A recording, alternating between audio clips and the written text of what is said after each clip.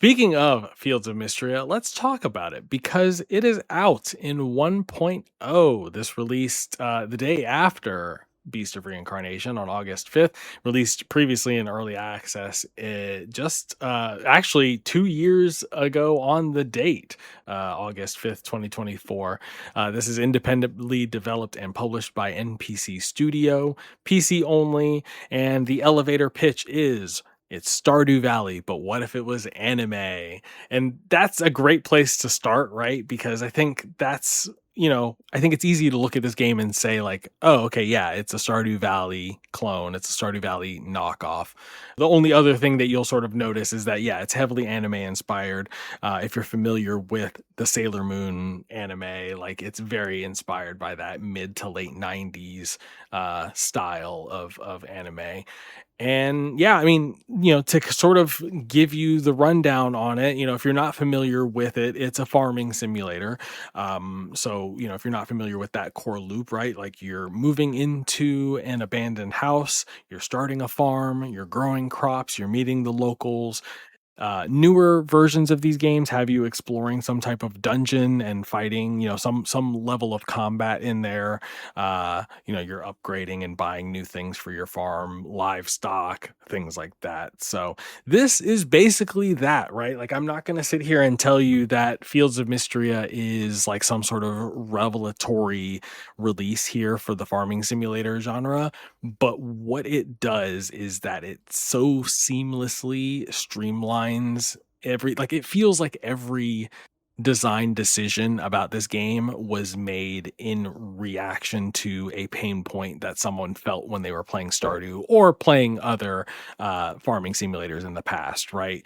So I think that's inherently divisive, right? Like, I think people who may be Stardew purists may look at that and say, like, oh, you've removed all of the friction, you've made it so that you don't have to, I guess I'll give you like sort of the laundry list of things, right? Like, there's things like the villagers are always appear on the map, right? So you never have to guess where they are, you never have to learn their routines. They're always just kind of, it's always there, like where they are, you always know where to go to find them. The stores open 24/7. You can walk in and just hit a kiosk, you can buy whatever you need whenever you need it. You're not limited to, store hours. So everything's really designed around, like, if there's something you want to do, we're not going to prevent you from doing it. And you're constantly, feeding into these different upgrade paths, and you're, leveling up different skills.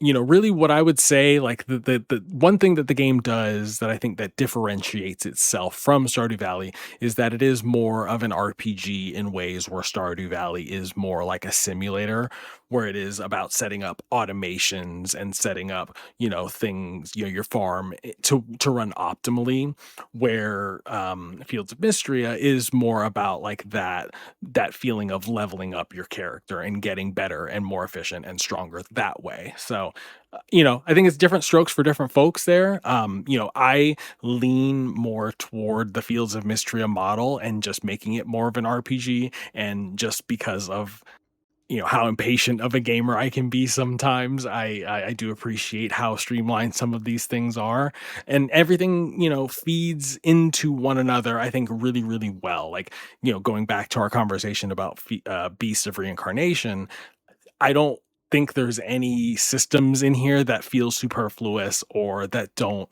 have like an impact. Everything feeds into each other really, really nicely. And so, yeah, I'm about 24, 25 hours in. I didn't play much during the early access release. I knew I was going to be sucked into this as soon as it came out. So I've put most of that time in 1.0. So I'm almost done with my first full year. And yeah, I've got no intention of slowing down. Yeah, I actually, this is in our my Steam family library, so I almost booted this up. I probably would have if I had a like a platform at the time where I was able to run it. It just doesn't run on Macs, which is what I had my Mac laptop with me at the time. Um, but yeah, I mean, I am not usually a big, farming sim game, but this one has caught my eye. I heard really good things about this throughout the early access. Um, I think the frictionless design is interesting here because at some point, how much friction can you remove before you lose what like there's an optimal level of friction for a lot of people, and it's Right. different for everybody, but there's got to be something for you to engage with, in order to keep making it interesting for you to come back. Um, but what I have heard good things about in this game is the cast of characters in the Yeah. town. Talk a little bit about like how they stack up and what you think about them compared to something like Stardew. First of all, they are all hot as fuck. Like unreasonably hot. Like I have no idea why or who or but like thank God they decided to make them as hot as they are.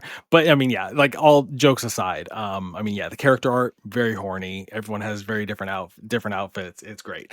But beyond that, I do think the writing is really well done. The characters are very charming. I think they play outside of the traditional stereotypes that you see in these kinds of games. So, you've got like a witch who, like sort of like a witchy, alternative goth mommy who, like she lives out in the woods and like, like does like witchy things. And you have like another thing too is that Mistria itself is set in a more fantasy style world. So there are like elements of like there's like royalty, it seems, and everything is sort of like presented like almost like in a Bridgerton kind of way where it's like Yeah. very like regal and elegant. But then of course you do have like common like townsfolk and things like that. So yeah, I mean, I think the cast of characters, I wouldn't say that it's better because I think there is something to having to memorize like their like routines and getting to know them like on a weird stalker level that endears you to those Stardew Valley characters.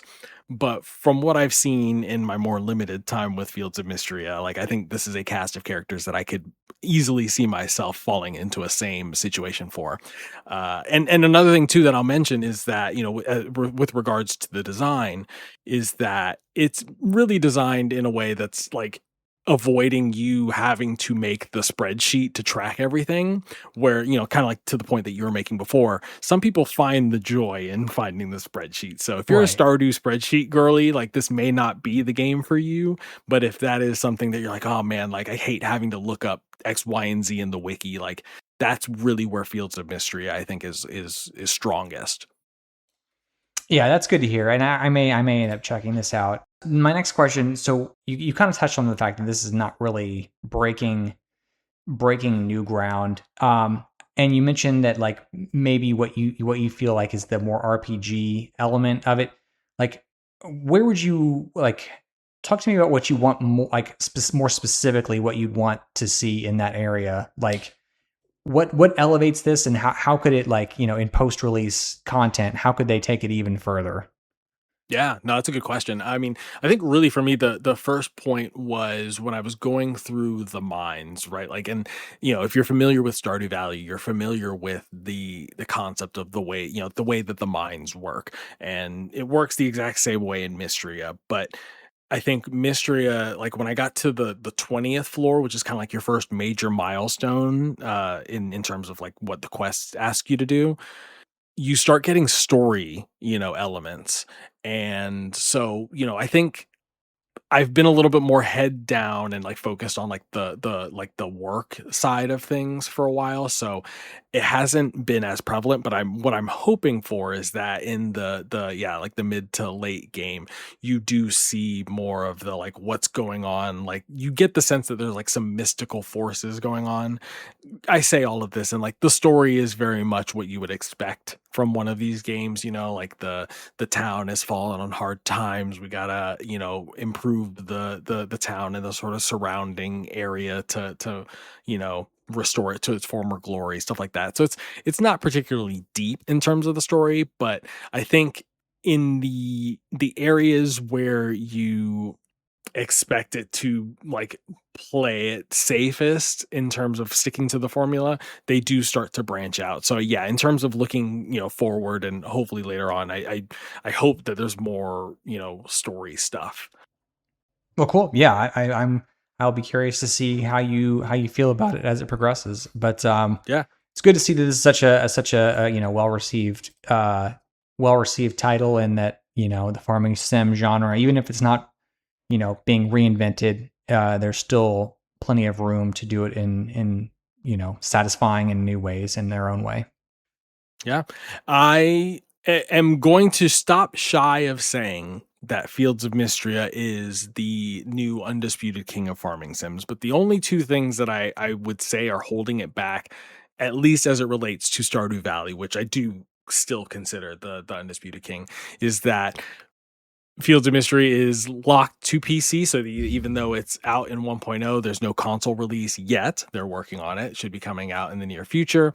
And that Stardew Valley does have that ability to play multiplayer that Fields of Mystery it doesn't have. Not blaming them, but if you are looking for features, you know, use cases or arguments for one over the other, Stardew Valley is still kind of the like ultimate quote unquote version. But I think Fields of Mystery, like I said, if you're somebody who, you know, doesn't enjoy the elements of Stardew Valley that are more tedious, I think this is one that you'll enjoy, and the art style and everything is just so charming. So yeah, I'm going to spend quite a few more hours playing it. But